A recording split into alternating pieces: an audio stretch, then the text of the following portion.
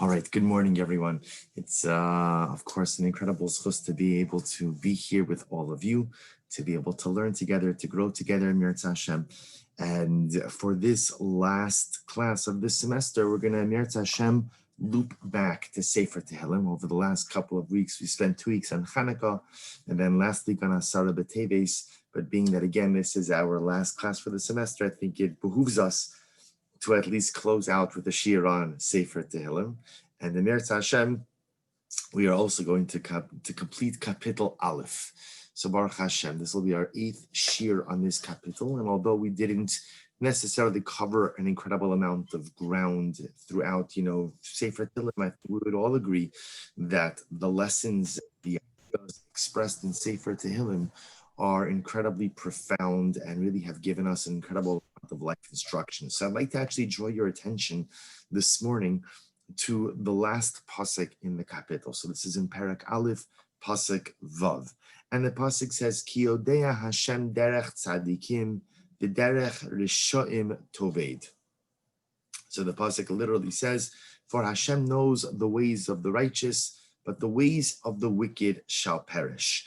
So what I was intrigued by when I was learning this particular pasuk was the use of the lashon of derech, the use of the lashon ultimately again of the pathway, because Hashem knows the path of the tzaddikim, but the path of the wicked will be lost. And it intrigued me, what is this derech tzaddikim? What is this pathway of the righteous to which David HaMelech refers? So I just want to point out that we do in fact find the word derech many times throughout Sefer Tehillim, and the truth is at different times, remember we began the kapitel by talking about derech chatoim, and many times when David HaMelech is describing the path of the righteous doesn't necessarily just have to mean one thing. The path of the righteous can mean many different things, or can mean many different things at many different times. But at least on a basic level, what is David HaMelech referring to when he speaks about the derech tzadikim, the path of the righteous? So if you take a look at number 3, the Malbim says something very beautiful. Actually, if you skip down, I didn't even have to put the whole source on here. But if you take a look in the middle of source number 3, 3 lines in right after the paragraph, so the Malbim writes, V'hinei derech hatzadikim shedarchim al mahalach hashlemus b'mesila sa'ola beiskel. So this phrase of the Malbim I thought was so incredibly dramatic and so incredibly beautiful, that the derech of the tzadikim is the path you take al mahalach hashlemus. It's the pathway to completion. A pathway to completion. What shleimus? See, sometimes we erroneously translate shleimus as perfection. But of course, remember, perfection is not really part of the human lexicon, because perfection is an element, a dynamic, an attribute of the Ribono Shel Olam, not of us. So when we speak about shleimus, we really speak about a sense of completion. Now you'll say to yourself, aren't completion and perfection synonymous? And of course the answer is no. Something that is perfect means without flaw. Something that is complete represents something that is actualizing its potential, something that is in full kinetic form. Something that is complete may not be perfect, although of course something that is perfect is always complete. So this Malbim really grabbed me, because here you have a definition.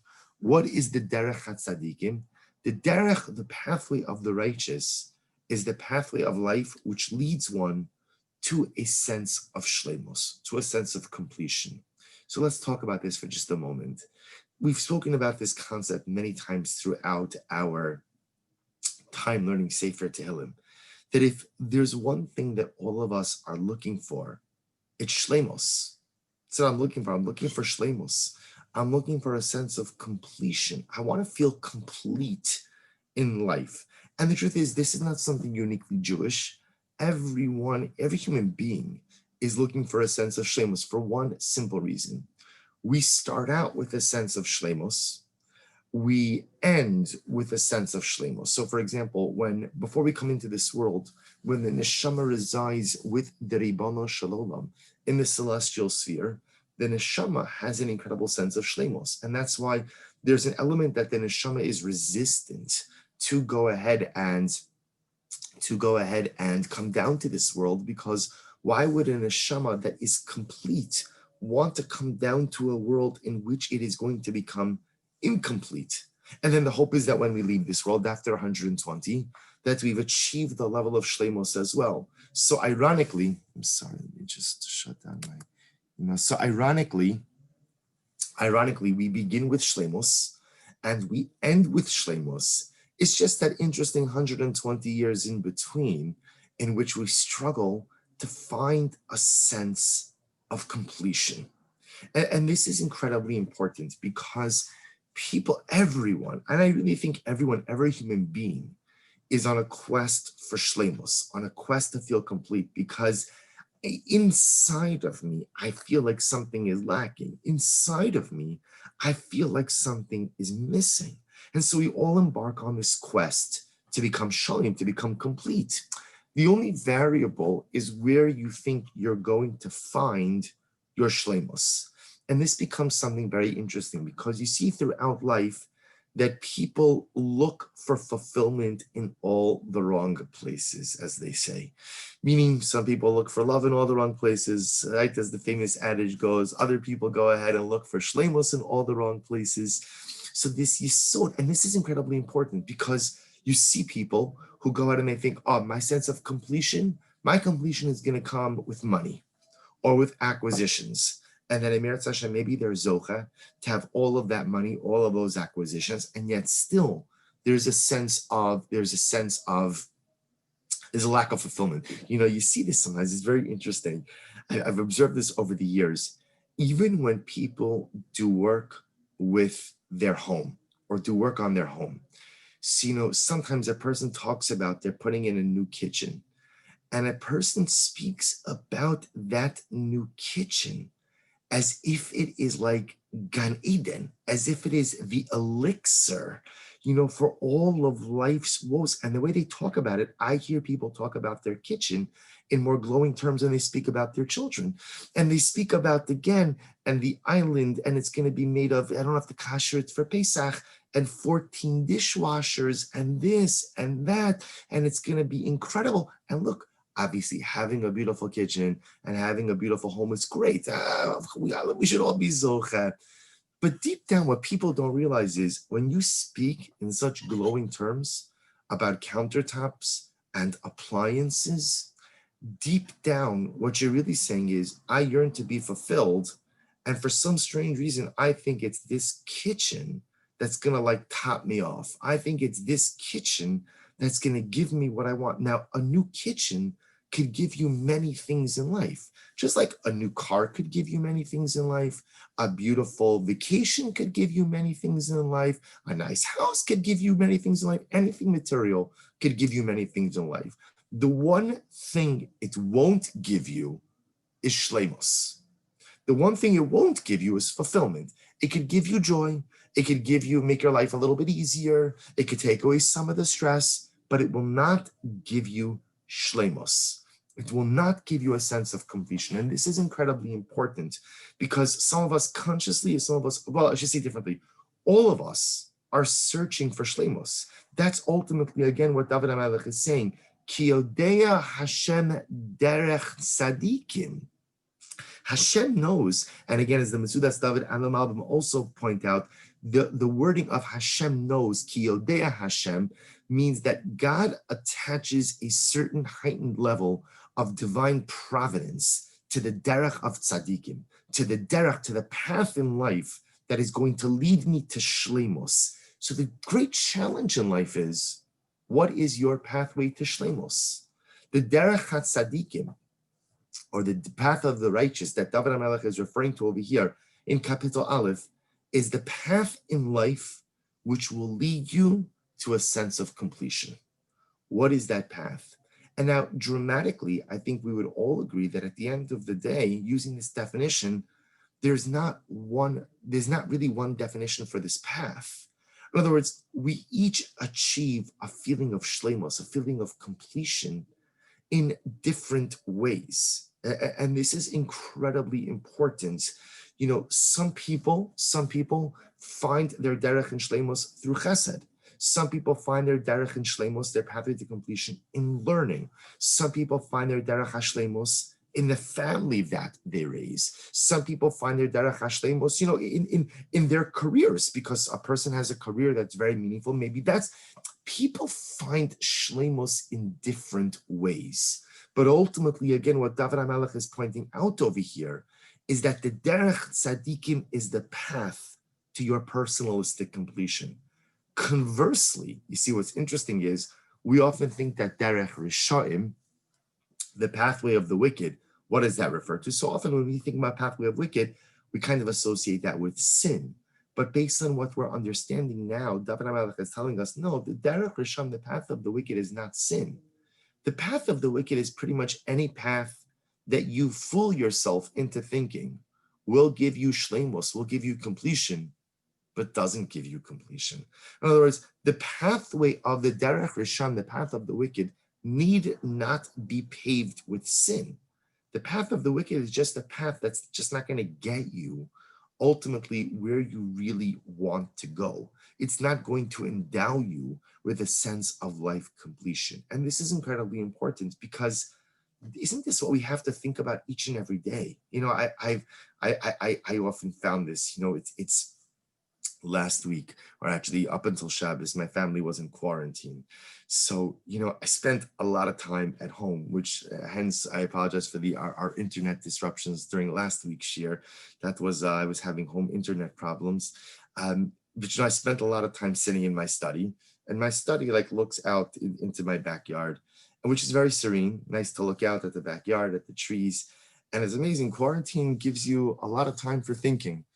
And you see, it's amazing, because the way just my backyard is situated is my house backs up onto Park Heights. And so I could see over the fence, you see traffic going by.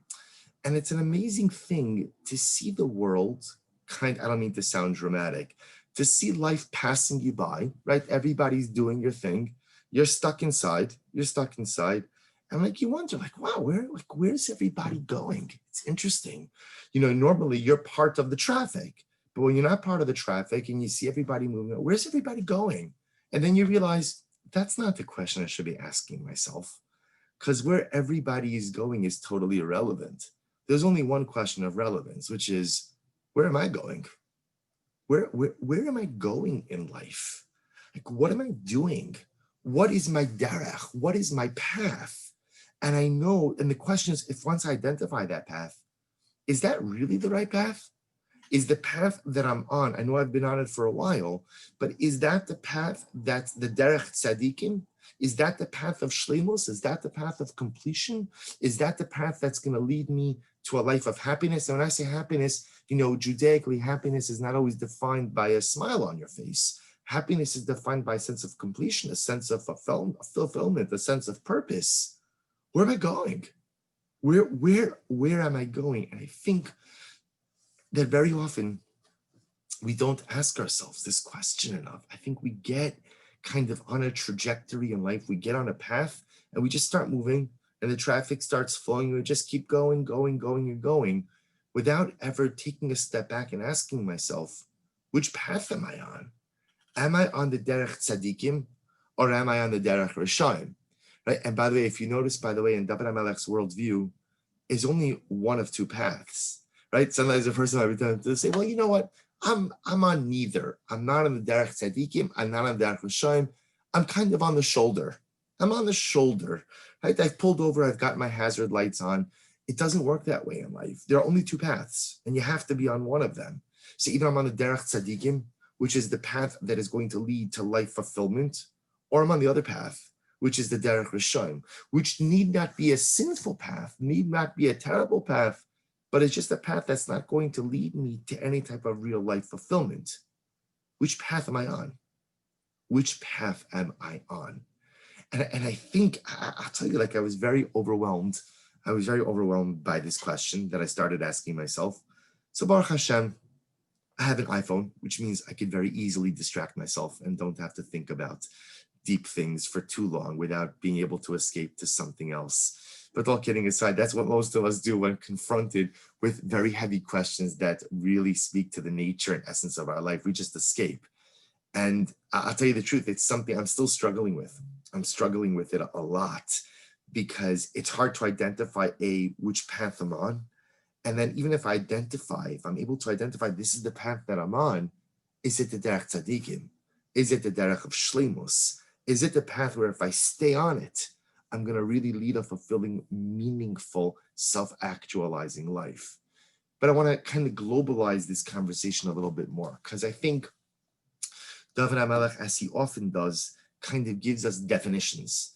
But then it's up to us to take the definitions and further explore. So now once I know that, and it's very striking the way David HaMelech ends this kapitel. So Ki yodea Hashem derech tzadikim. So Hashem knows. Hashem, see, the incredible part about the Ribono Shalom is, you know how you ever have one of those moments with your children where you see your child making the wrong decision. It's so clear that they're just making the wrong decision, but yet it's amazing. They're so filled with youthful wisdom, right? That they are so confident that what they're doing is so correct. And every parent knows when your kids are young, you intervene and you prevent them from making the bad decision. As your children get older, so part of proper parenting is recognizing that sometimes you have to take a step back. And even though you're right, you're right. I don't mean like, you're right, like people who always know they're right. I mean, like, I really know that I'm right. I know that I'm right. And I know that I should just tell my child, I love you, but you're making a big mistake. This is foolish. You're going to regret it. I'm your mother. I'm your father. Listen to me. So there are parents who perpetually do that and thereby alienate their children. But most of us know that at a certain point in time, you have to take a step back and you let your kids make their own mistakes. And at some point in time, it usually occurs when like they're 40 and above, they come back to you and say, oh, wow, you were really smart. It's incredible how smart you are. And why didn't you intervene more often, right? That's the best part, right? Why didn't you tell me? You saw I was going to make the mistake. Why didn't you tell me? And then again, you just smile and you nod your head and tell you, I love you and you're so wonderful, when you have many other things you'd like to say, but again, as appropriate parenting requires, sometimes you just have to hold back. So can you imagine how the Ribono Shalom feels? Ki yodea Hashem derech tzadikim. The Ribono Shalom looks at me every single day, and what is he doing? He's turning his head sides like, I can't believe it. I can't believe he's doing this. I can't believe it. I can't believe it. He knows better. He knows better. First of all, he did tshuva for this and he's doing this again. And he knows the right path is right there. Ki yodea Hashem derech tzadikim. Hashem knows. But Hashem, like a good parent, also gives us free choice. He gives us free choice. And hopefully, he has armed us with the right tools to be able to choose the right derech. But I'll show you something very interesting just about this derech tzadikim. So now again, according to the Malbim, now we have a definition.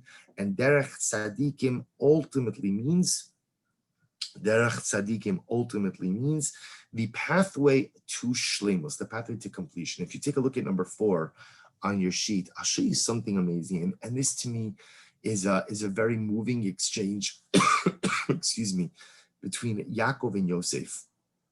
So remember, in this week's parsha, Yaakov Avinu is on his deathbed.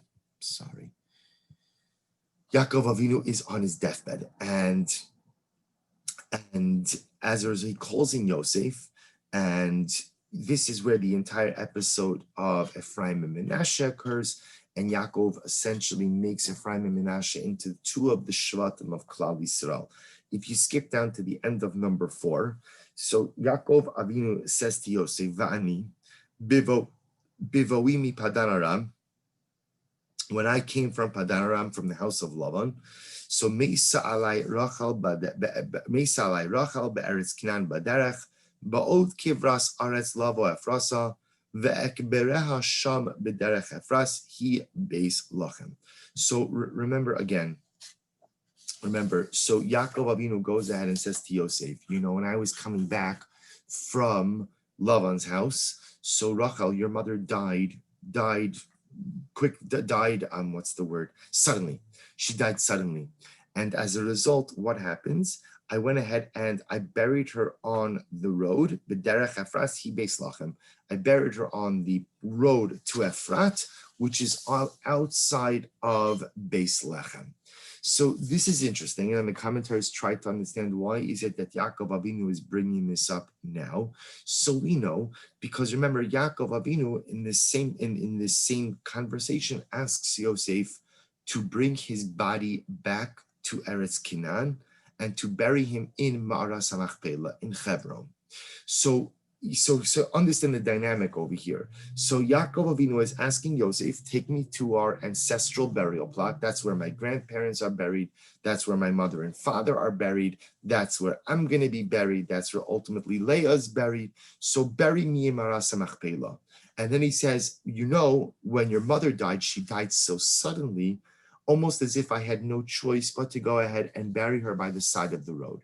So why is Yaakov bringing this up? So if you take a look at number 5, so Rashi says, V'ani bevoim mipada, number 5, first line, V'afa pi shani matriach alecha lo lichini lihikaver be'eretz Canaan, v'lo kach asisi le'imecha, shahari samoch lebeis lechem mesa. So ultimately, again, Yaakov Avinu says to Yosef, I know, now this is all an unspoken conversation.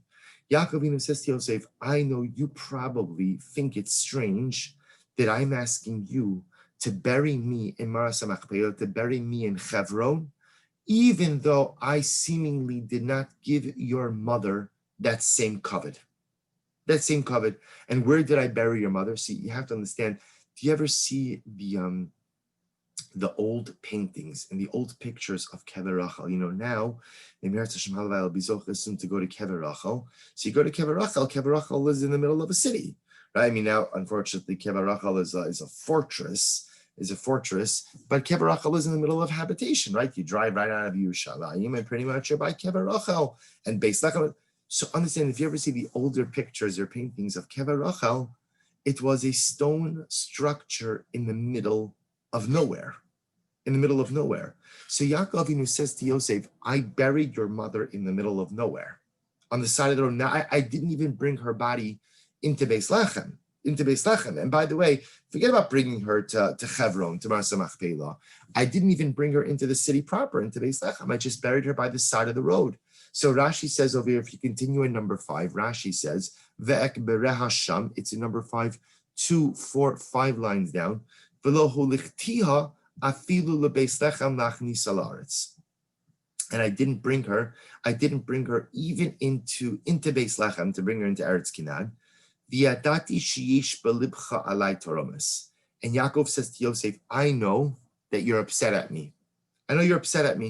Because I know that you think it's a chutzpah. Here, you want me to bring your body to Hebron. You want me to bring your body to Ma'aras HaMachpelah. And Yosef, I know what you're thinking. I'm thinking in your heart, you didn't even have the decency to bury my mother in a regular place. You just buried her by the side of the road. Avaldo. So Yaakov Avinu then goes on and says to Yosef, Avaldo lecho shalpi hadibur kavarti hasham. Know that I buried your mother in a very strategic place. Shetehela Ezra lebana kishiyigla osa nevudzaran v'ovrim derech sham. Yotzisa Rachel al Kivra ubocha emuvakeshas ala rachamim shenemar kol beraman nishma Rachel mevaka al baneha. So Yaakov Avinu says to Yosef something amazing. He says, I know it looks like to you I buried your mother in the middle of nowhere, but I want you to know that although it looks like the middle of nowhere now, it's going to be a pretty significant somewhere very shortly. Because when the Beis HaMikdash was destroyed, this is talking about by the first Beis HaMikdash, by both Batei Mikdash, and ultimately, again, the Jews are led out into exile. The path they would take out into exile will be past Kever Rachel. And your mother will rise from the grave, and she will supplicate on behalf of her children to HaKadosh Baruch Hu. And she will say, Rachel mevaka al banel.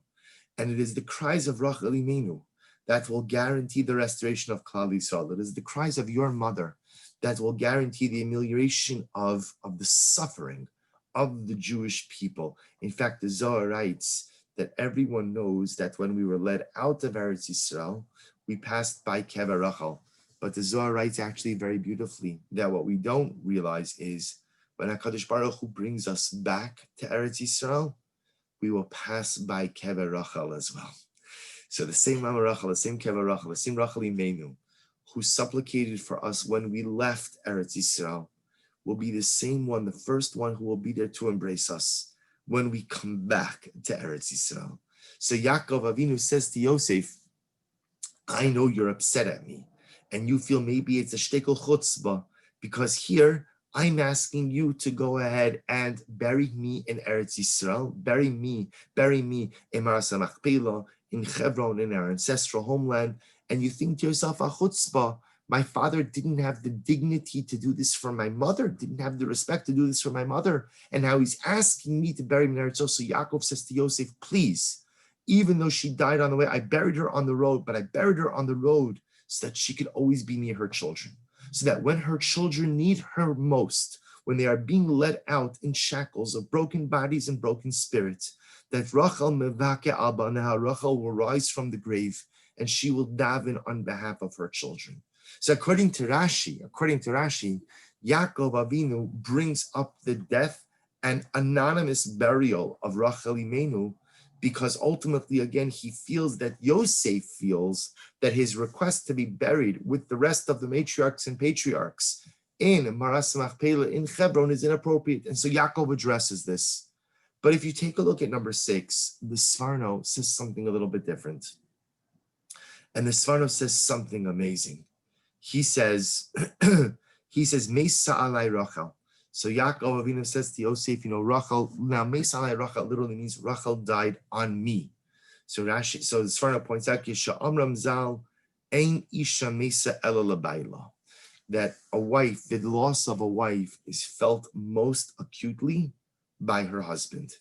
In general, Chazal understand that the loss that is most acutely felt in this world is the loss of a spouse, which is actually quite amazing, because one would have thought that the loss that is most acutely felt is the loss of a child, as that's a disruption in the natural order of the world. But in the eyes of Chazal, the loss that leaves the greatest amount of lingering pain is the loss of a spouse, because a spouse is your life partner. A spouse is someone who you build a life with, you build a mishpacha with. And when that person is no longer here, there's a void, there's a loss that is acute and that never goes away. So the Sforno goes on, he says, I just want to point out, in the world of loss, Chazal, we're not trying to say one loss is worse than this loss. Every loss is unique and every loss is traumatic and every loss is tragic. And people handle loss in different ways. So I want to be clear, Chazal are not trying to say this hurts more, this hurts less. They're talking about the dynamic of loss, that when you lose a life partner and now when you have to face life alone, the dynamic of that loss is different. So if you look at the second line in number 6, Tekef keshenasati min osamakom, shahaya hadavar hakel yisparach elai ba'odi b'terem hagila beis lechem bekbera sham b'derech efras. So Yaakov Avinu was telling Yosef, your mother died suddenly. And yes, I buried her there by the side of the road. So you have to understand something. Today, for us, Kever Rachel is a destination. But Yaakov Avinu was telling Yosef, I buried your mother in the middle of nowhere. It was literally in the middle of nowhere. So look what he writes, the Sforno, number 6. V'kol kach gavra alai tirdasi ve'evidusi, shelo atzarti koach laholicha lebeis kvaras beis lechem. So Yaakov Avinu says to Yosef, and this is incredible, he says, I'm sorry that I buried your mother on the side of the road. I'm sorry, because I couldn't even find the strength. I should have brought her to Hebron. I should have brought her for burial in Maras Machpelah. That's what I should have done. And if for some reason, because remember, anyone who's ever traveled from Kever Rachel to Maras Machpelah, it's not such a long trip. It's not such a long trip from Beis Lechem to Hebron. So I should have brought her there, or at least I I should have brought her into Beis Lechem proper. I should have brought her into a city where there was a cemetery, and I should have buried her in a more dignified way. But look what Yaakov Avinu writes. The Kol Kach says, the Kol Kach Gavra Alai Tirdasi ve'evilusi, Shelo Atzarti Koach Lo Licha LeBeis HaKavaras Beis Lechem. Yaakov Avinu says, Yosef, you have to understand. I was so overcome with grief and sadness that I had no strength. I had no strength. And I didn't even have the strength to take her into Beis Lechem proper and give her a proper burial. Ve'in safek, ki me'az haya libi chalal b'kirbi. Yaakov says to Yosef, I want you to know that from the moment that your mother died, literally again, my heart was hollowed out from within me. V'lo shalat od bi yetzahara, v'nechlash ta'avasi, v'lo nishar bi koach laholid banim. And from the time that your mother died, I never had a desire to be with another woman. I never had a desire to have more children, because when your mother died, a big part of me died along with her. So according to the Sforno, a dramatic exchange between father and son. And I just want to point out just the dramatic difference between the two approaches I just showed you. According to Rashi, Yaakov Avinu's entire plan of burying Rachel by the side of the road was prophetically inspired. Prophetically inspired. I knew that I had to bury her in what looked like an anonymous grave by the side of the road, because what looked like the middle of nowhere now would become somewhere quite dramatic and important when generations from now, Rachel's children would be led out in chains into the diaspora. And it was important that they walked by the grave of Mama Rachel so that she could rise up and daven for them and cry for them and advocate for them. According to the Sforno, there's nothing prophetic about this. According to the Sforno, Yaakov says, do you know why I buried your mother by the side of the road? Because I had no koach, I had no strength to take her to the burial place that she really deserved. Rachel, your mother, deserved to be buried in Hebron. She deserved to be buried in Maras HaMachpelah. She deserved that her final resting place be together with the Abos and Imos. Or at least she deserved entry into Beis Lechem, into a city, and not to be buried in an anonymous grave by the side of the road that no one knows about. But my dear Yaakov, understand, when your mother died, I was crushed. I was crushed. And I had no koach. I had no strength. I had no strength. I couldn't do it.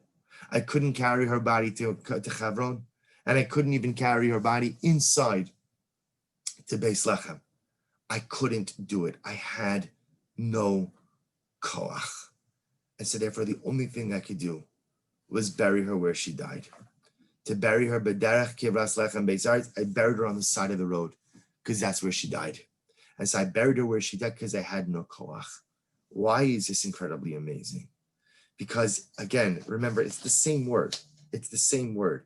Yaakov Avinu telling Yosef ultimately, "Vani bevoimi padan neis alai Rachel be'eretz Canaan baderech ve'ekbira sham bederech." I buried her on the way, just on the road. So perhaps what Yaakov Avinu is also teaching us is an incredible lesson about the derech. Remember, we're trying to figure out, David HaMelech tells us, Ki yodea Hashem derech tzadikim.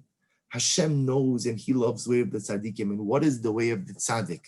Said the Malbim, the way of the tzadik is the derech of shlemos, the derech, the pathway of personalistic completion and self-actualization. And isn't that the path that we are looking to find? I'm looking to find a derech tzadikim. I'm looking to find a derech of shlemos. And now Yaakov Avinu teaches us, by the way, if you want that path requires absolute honesty. Absolute honesty. The most important kind of honesty, which is the honesty with one's self. To be honest with myself about who I am, and what I'm not. You see, in this incredibly moving moment, if you notice, by the way, You ever have a conversation with someone where they unload a whole ton of information to you, almost as if they feel like you need to know this information? And meanwhile, all you saw was like, I was just saying hi. I was just saying good morning. That's all, just seeing how you're doing. But yet this person unloaded. Yosef didn't say anything. Right? Yosef never brought up his mother. Yaakov asks Yosef, bury me in Canaan, swear to me that you'll bury me in Machpelah. And what does Yosef do? He swears that he will bury his father in Hebron Machpelah. The conversation's over. Well, it's Yaakov Avinu who launches into this entire conversation about Rachel Imenu, and according to the Sforno, what a dramatic conversation. Yaakov Avinu says to Yosef, my son, you have to understand. And meanwhile, while Yaakov Avinu is saying this, what is Yosef saying? Dad, stop. You don't have to do this. You don't have to do this. You don't have to say this. You don't owe me explanations. You don't owe me any kind of Rashi. You don't have to justify. You're my father. I love you. And I know how much you loved my mother. I know that you don't have to do this. And meanwhile, Yaakov was saying, yes, I do. Yes, I do. I have to do this because I have to be honest with myself. This is not about just being honest with you, Yosef. This is about being honest with myself because I feel guilty asking you for something that I did not do for your mother, that I did not do for my beloved Rachel. So I have to do this because I have to be honest with myself. I have to be honest. Why didn't I bury my beloved Rachel in Hebron Machpelah? Why didn't I give her the burial that was rightfully hers? Why didn't I give her her final resting place next to Leah and next to Sarah and next to Chava? Why didn't I give her her resting place there? Why didn't I do that? And Yaakov says, I have to be honest. I didn't do it because I couldn't do it. Because I couldn't do it. Yosef, you have to understand, it's not prophecy, right? Rashi has this whole beautiful prophetic tapestry. The Sforno rejects that. Sforno says it wasn't prophecy. It wasn't some greater directive or some greater mandate. It wasn't prophetically inspired. I was a broken man. And because I was a broken man, I did not have the koach to do what I should have done. Because I was a broken man, I didn't have the koach to do what I should have done. What an incredibly and dramatic exchange. And what is Yosef saying this entire time? What is Yosef saying? Absolutely nothing. Because Yosef doesn't need an explanation. Yosef doesn't need to understand why his father did the things that he did. Because Yosef knows, Yosef's been through a lot in life. And Yosef knows that you very often don't understand why people do the things that they do, but very often they have good reasons for the things that they do. Yosef knows that more than anyone else. So Yosef never asked for an explanation. But Yaakov Avinu understands that the derech tzadikim, the path towards personalistic shleimus, requires personalistic honesty. Are we really honest with ourselves about who we are and what we are? Don't answer this. I don't like to answer this to myself, but am I really honest with who I am and what I am? Am I honest about my faults? Am I honest about the things that I haven't accomplished and the reasons I haven't accomplished them? Am I honest about my shortcomings? Am I honest about my averos? Am I honest about who I really am? Because very often we have two identities. We have the identity and the persona we project to the outside world. And then again, when I get home and I take out my personalistic makeup remover, right? And I go ahead and I remove everything. Then there's just me. Am I honest about who that person is? Or do I hide behind the facade of the image I like to project, even though it's not really me? The derech of shleimus, the derech of tzadikim, the derech of completion requires pure and unadulterated honesty. And the truth is, here's the incredible part. You don't necessarily have to be honest about yourself to everyone else. This is a very important idea. For example, the Rambam brings down in Hilchos Tshuva that when you're doing tshuva, we don't believe in publicizing your averos, right? In other words, if I'm doing tshuva because I spoke lashon hara, or I'm doing tshuva, no, let's even do better. I ate tarfus. I ate something not kosher. There's no concept that I should go over to. I should get on a Zoom shir and Baruch Shem in front of 112 people. I should say, you know what? I just want everyone to know I'm doing tshuva. I ate tarfus last week. It was delicious, but now I regret it and I'm going to do better. There's no such concept like that in tshuva. And not only that, in fact, the Rambam says that's a terrible thing to do, because to publicize your averos means that you're not really embarrassed about them, that you don't really feel bad about them. Tshuva is very personal. When we speak about personalistic honesty here, it doesn't require you to pull a Yaakov Avinu and to start divulging the things that you feel guilty about to others. But rather, again, at the end of the day, personalistic honesty just really requires one person and one person alone. And that's you or me. I don't mean you to me, but I mean me for me, you for you, right? At the end of the day, to just be honest with myself about who I am. What an incredible moment. Yaakov Avinu was an old man. You know that he never spoke these words before? Rachel died many years before. Right? Remember again, Rachel died at least 40 years earlier. 4 decades. 4 decades. Yaakov never spoke these words to anyone. And maybe he never spoke these words to himself either. That's possible. But in these final moments of life, Yaakov Avinu understood that if I'm going to walk on the derech tzadikim, and if I'm going to achieve a level of shleimus in this world before I leave it, I need to be honest with myself about who I am, what I am, and why I've done the things that I've done. To reach a level of shleimus, one requires personalistic honesty. Do we have the courage to be honest with ourselves?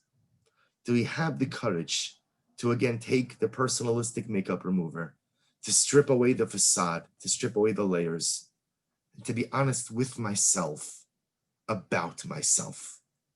It's not pleasant because all of us have things, realities about ourselves that we ignore or we pretend don't exist, or we just sweep under the rug. And you could do that. You could keep doing that. People do it for a lifetime, for an entire lifetime. There's only one problem. Then I never reached the David HaMelech's derech tzadikim, because the path of shleimus, the first step in the path of shleimus, is personalistic honesty. But there's one more piece, and with this I'm gonna conclude the shir. If you take a look at number 7 on your sheet, there's a very beautiful Gemara, and I think that this Gemara also helps us to frame the derech tzadikim of David HaMelech. So this is actually quite beautiful. We're not going to go through the whole Gemara. I'm just going to really take you to the end of it. But Rabbi Yeshua ben Chananya says as follows. Rabbi Yeshua ben Chananya was known as one of the wisest of men.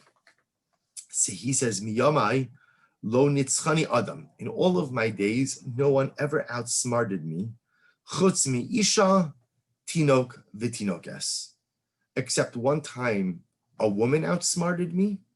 One time, a tinok is a male child, a young boy outsmarted me. And one time, a little girl outsmarted me. So it's interesting. Apparently, he was never outsmarted by another man, but he was outsmarted by a woman and by children, which is quite fascinating. So we're going to skip the beginning of the story, although it's really great. If you take a look at Tinok Mai, it's in the Gemara. It's 5 lines up from the bottom, middle of the line. Tinok Mahi. What was the story of the little boy who outsmarted Rabbi Yeshua ben Chananya? So watch this story. Pam achas hayisi mahalich badar. So Yeshua ben Chananya says, one time I was traveling on the road. V'ra'isi tinok yoshev al parshas drachim. And I saw there was a little boy who was standing or was sitting at the crossroads. V'amarti lo. Now, Rabbi Shimon Chananya was traveling. He was looking to get to the city. He didn't know his way around.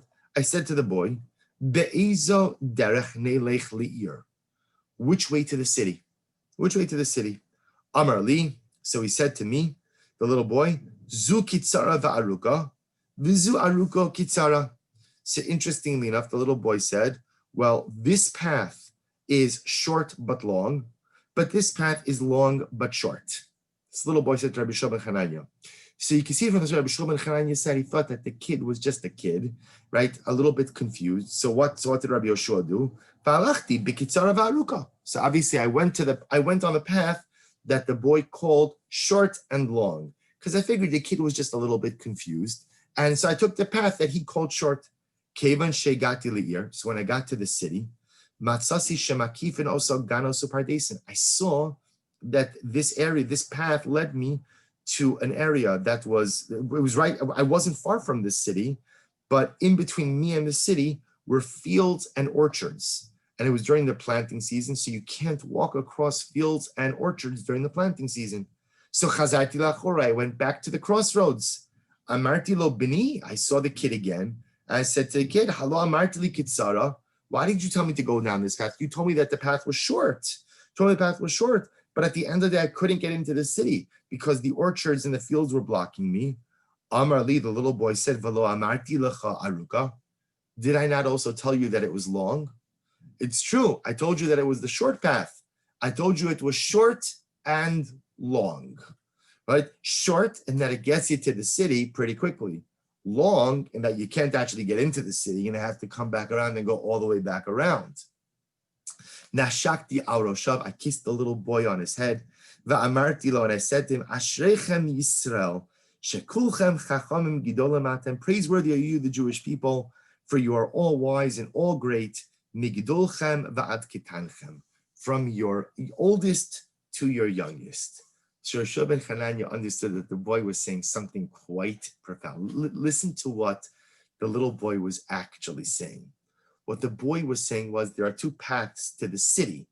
One is Kitsara Aruga. It's short in that you can get to the outskirts of the city very quickly, but you can't actually get into the city. Therefore, it's Aruga. It's long. You have to come back and go all the way back around.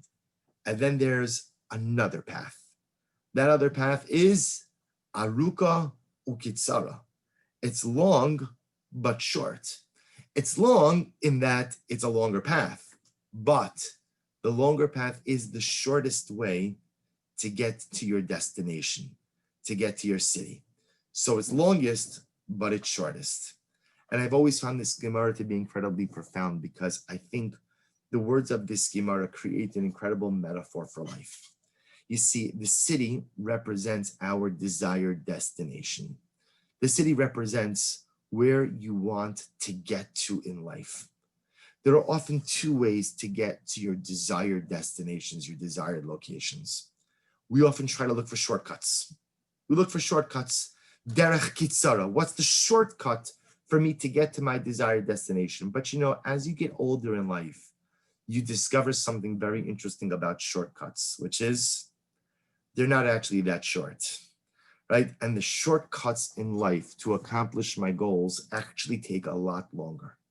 In life, there are two pathways you can take to get to your ear, to get to your city.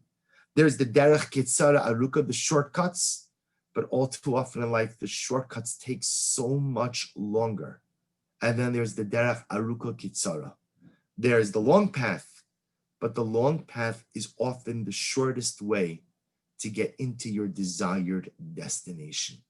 And this is incredibly important because when David HaMelech describes the derech tzadikim, the path ultimately again of the righteous, the path to shleimus, there are no shortcuts to shleimus. There are no shortcuts on the path of the righteous. There are no shortcuts to completion and self-actualization. It's a long journey. It's a long journey. There's no app, right? There's no back way in. There's no, ways can't detour you somewhere else. The only way to ultimately travel on the derech tzadikim, and the only way to reach your desired destination on what the Malbim calls the derech shleimus, is what Rabbi Yoshua ben Chananya calls the derech aruka kitzara. The shortest path to self-fulfillment and self-actualization is often the longest road.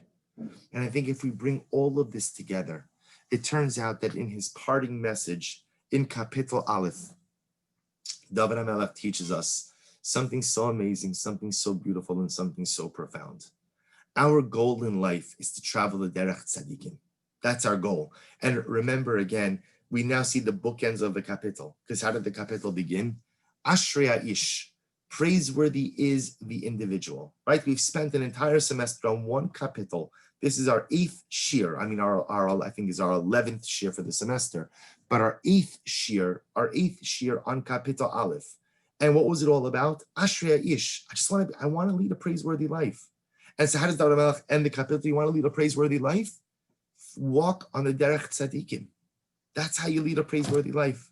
And what is that derech tzadikim? The Malbim says that is the pathway towards self-actualization, to completion.